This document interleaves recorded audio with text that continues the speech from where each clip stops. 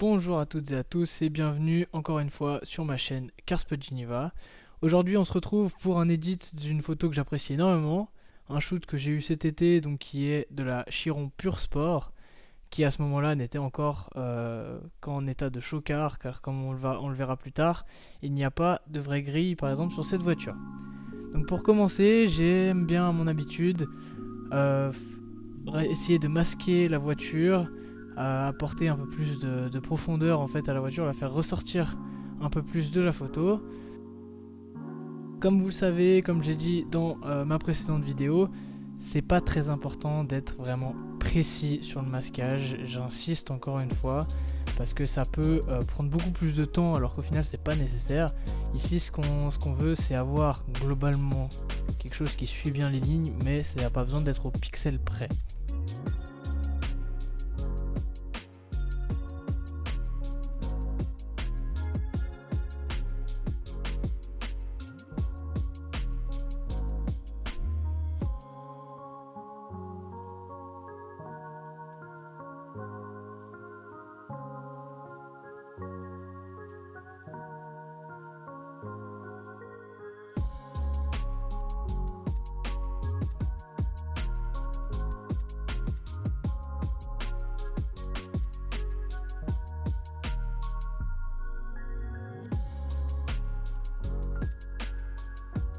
Donc voilà, là pour l'instant je vais juste rajouter un peu de clarté et un peu de netteté.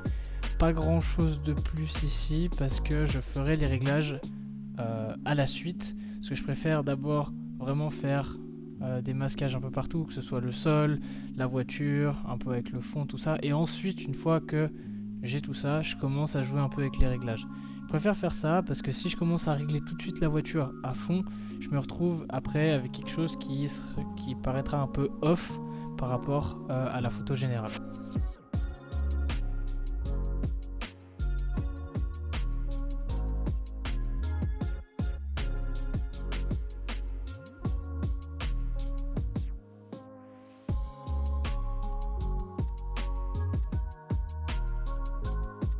Donc là voilà, j'ai masqué le sol. Je vais essayer de le faire ressortir un peu plus intense parce que le sol de base était vraiment très clair et prenait un peu le dessus sur la voiture finale dans la photo. Et là ça me permet de donner vraiment un côté beaucoup plus intense à la photo.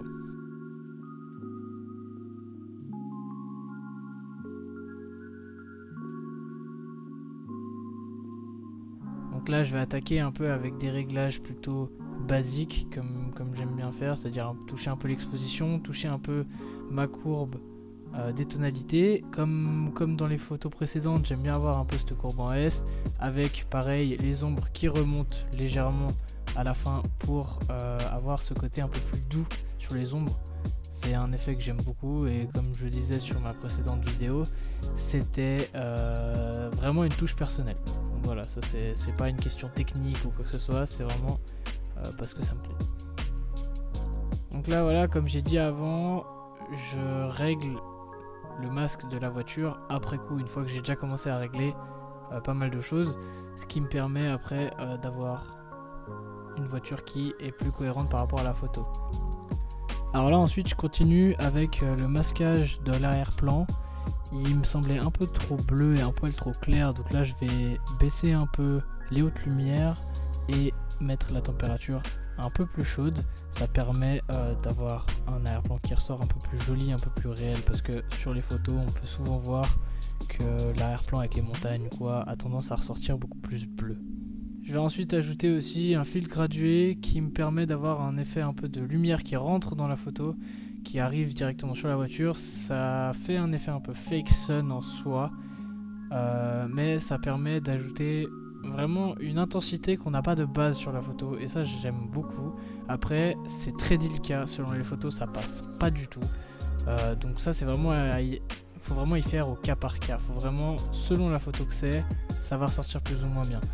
Après là par exemple ça ressort plutôt bien parce que ça donne vraiment un peps à la photo, une profondeur qu'il n'y avait pas.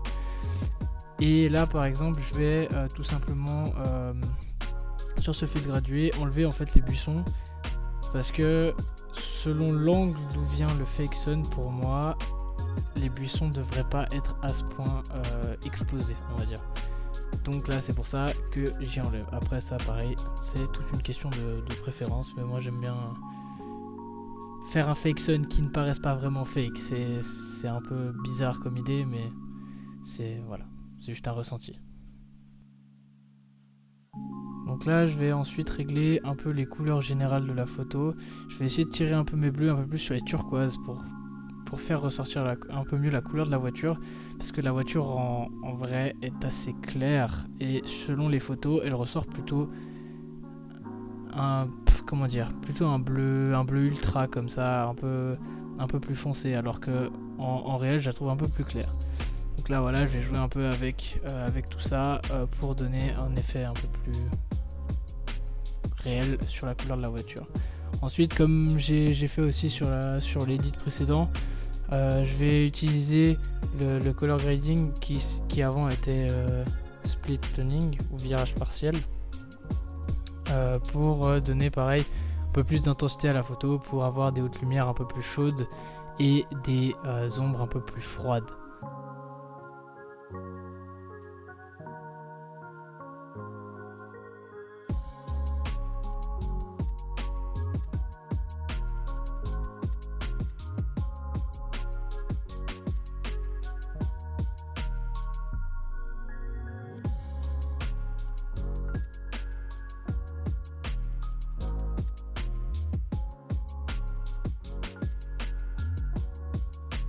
Là je vais rendre un peu les phares, le vert des phares en fait plus sombre, pour faire quelque chose d'assez simple au final. Je vais essayer d'allumer les LED sur ces phares. Ça permet d'ajouter une énorme touche sur la photo selon moi. Genre c'est vraiment un résultat qui ressort très bien après. Là vous allez voir, au final c'est pas quelque chose de très compliqué, mais ça a un grand effet. Là on peut voir que je sélectionne en fait simplement le contour des LED avec un pinceau de retouche qui est un peu plus doux on va dire, donc avec les bords qui sont assez larges, et je vais en fait juste sélectionner ça, augmenter l'exposition, et dans la plupart des cas ça fonctionne, et franchement comme vous pouvez le voir ça rend vraiment super bien, même si c'est pas fait de manière très précise. Je conseille quand même de faire attention. Ces phares là sont assez faciles à faire, mais globalement ça peut vite poser problème si c'est mal fait, mais ça a par contre un effet très joli. Là voilà, j'ajoute aussi un fil gradué pour donner pareil toujours un peu plus de profondeur, hein. C'est toujours cette histoire là.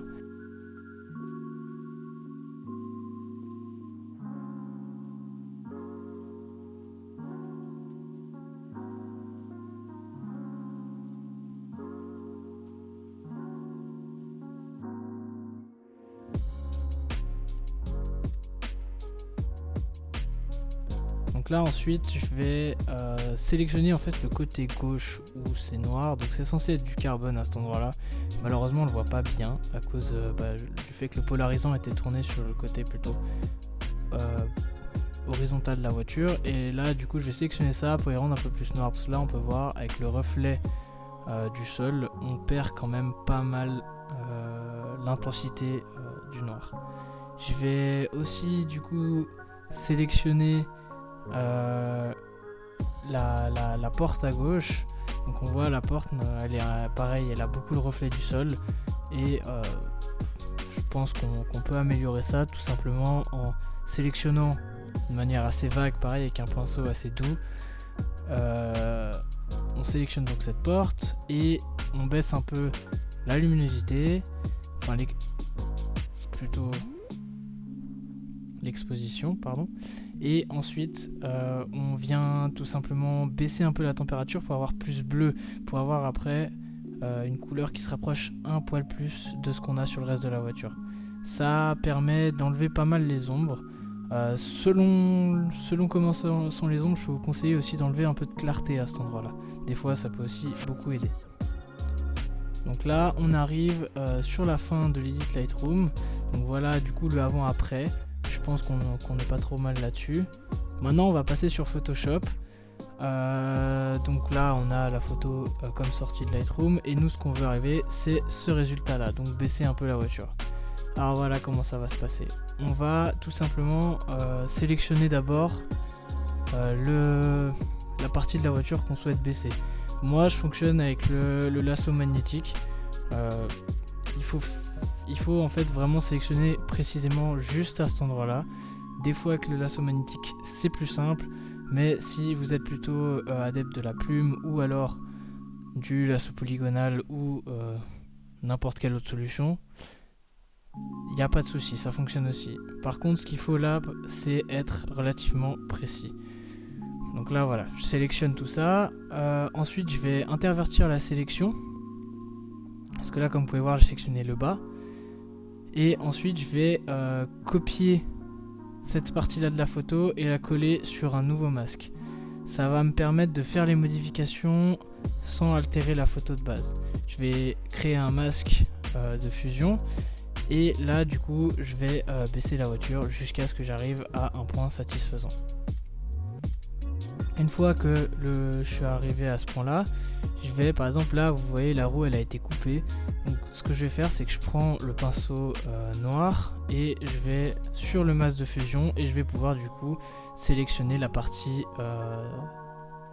qu'on a collée que je ne veux plus. Ensuite comme on peut voir, ça c'est vu que l'angle n'était pas tout à fait le même par rapport à avant qu'on baisse la voiture et maintenant, je vais utiliser le tampon de duplication pour refaire un petit peu cette jupe latérale, si on peut appeler ça comme ça, pour l'amener, pour que ce soit plus collé à la roue et que ce soit un peu plus comme c'était avant.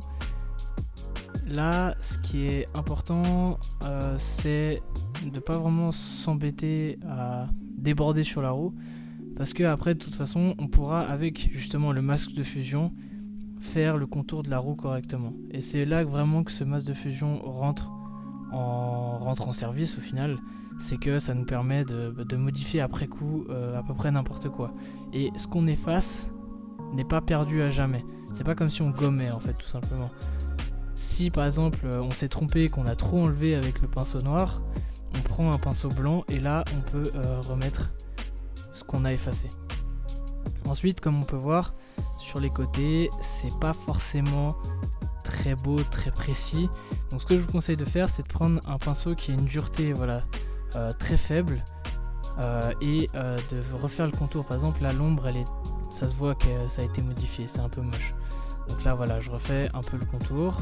Je fais un peu ça aussi globalement là où ça a bougé, en fait là où la photo a bougé, et du coup on arrive sur un résultat pas trop mal. Donc là voilà, l'édit de cette photo est fini. Dites-moi ce que vous en pensez, j'espère que ça vous aura plu. J'ai beaucoup pris de plaisir à refaire cette vidéo également. Si vous voulez d'autres vidéos comme celle-ci, n'hésitez pas à me laisser un commentaire, à vous abonner et lâcher un pouce bleu, ça fait toujours plaisir. En attendant, je vous attends sur ma page Instagram CarSpotGeneva, et je vous dis une bonne soirée et à bientôt.